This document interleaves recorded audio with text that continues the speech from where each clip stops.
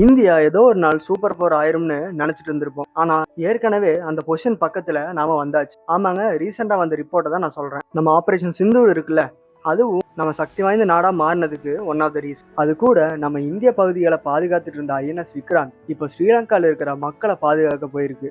அதுவும் என்னன்னு டீட்டெயிலா பார்ப்போம். இந்தியா இன்னைக்கு சக்தி வாய்ந்த நாடா மாறிடும், நாளைக்கு மாறிடும், சைனாக்கு ஈக்குவலா நம்ம வந்துரும்னு சொல்லிட்டு இருந்த காலங்கள் போய் இந்தியா இன்னைக்கு உண்மையாலுமே ஏசியால மிகப்பெரிய சக்தி வாய்ந்த நாடா மாறி இருக்கு. ஆமாங்க, இதை சொன்னது ஆஸ்திரேலியால இருக்கிற லூவி இன்ஸ்டிடியூட் தான்.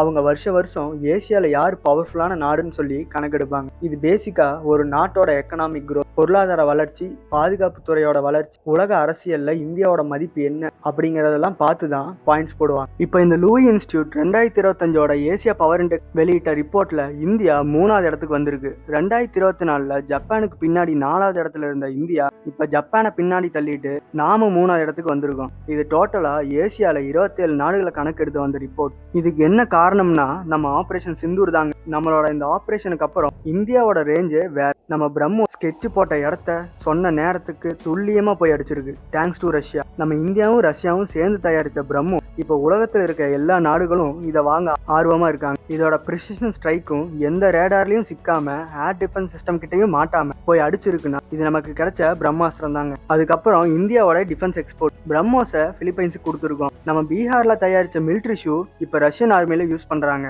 நம்ம Akash air defence system, Pinaka rocket launch சிஸ்டமையும் அர்மேனியாவுக்கு எக்ஸ்போர்ட் பண்ணியிருக்கோம். இதனால டிஃபென்ஸ் மார்க்கெட்ல இந்தியாவோட மதிப்பு ரொம்பவே அதிகமாயிருக்கு. இதுவும் நம்ம 3rd மேஜர் பவர் ஆனதுக்கு ஒரு காரணம். அப்புறம் நம்மளுடைய ஜிடிபி $4 trillion 2026க்குள்ள கிராஸ் பண்ணும்னு சொல்றாங்க.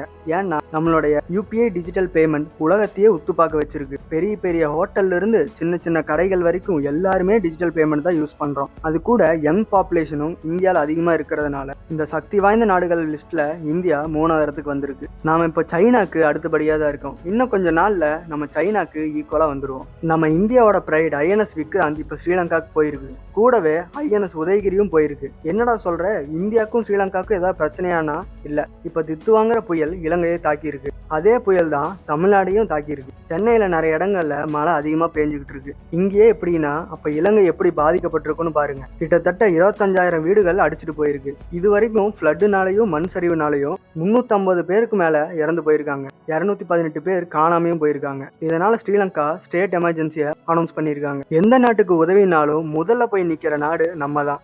இந்த நியூஸ் வந்த உடனே ஆபரேஷன் சாகர் பந்துவை லான்ச் பண்ணி நம்ம இந்தியன் நேவி, இந்தியன் ஏர்ஃபோர்ஸ், அப்புறம் NDRF, national disaster response force எல்லாம் உடனே இலங்கைக்கு போய் அங்க ரெஸ்கியூ மிஷன் ஆரம்பிச்சிருக்காங்க. நம்ம ஐஎன்எஸ் விக்ராந்த் ஏற்கனவே ஸ்ரீலங்கன் போஸ்ட் பண்றதா இருந்த இன்டர்நேஷனல் ஃபிளீட் ரிவ்யூக்கு கலந்துக்கிறதுக்காக போயிருந்தாங்க. அங்க இப்படி ஒரு விஷயம் நடந்த உடனே ஹியூமனிடேரியன் எய்டா, சாப்பாடு, தண்ணி, மெடிக்கல் டீம்ஸ்னு எல்லாமே கொடுத்துருக்காங்க இந்தியா. ஸ்ரீலங்கால இருக்க நம்ம ஃப்ரெண்ட்ஸ் எல்லாரும் ஜாக்கிரதையா இருக்கு. சீக்கிரம் ஸ்ரீலங்கா நார்மலான சிச்சுவேஷனுக்கு வரும். இந்தியாவோட இந்த ஹெல்ப்பை பத்தி என்ன நினைக்கிறீங்க? இந்தியா சக்தி வாய்ந்த நாடா மாறினதுக்கு வேற என்ன காரணங்கள் இருக்குன்னு நீங்க நினைக்கிறீங்கன்னு கமெண்ட்ஸ்ல சொல்லுங்க.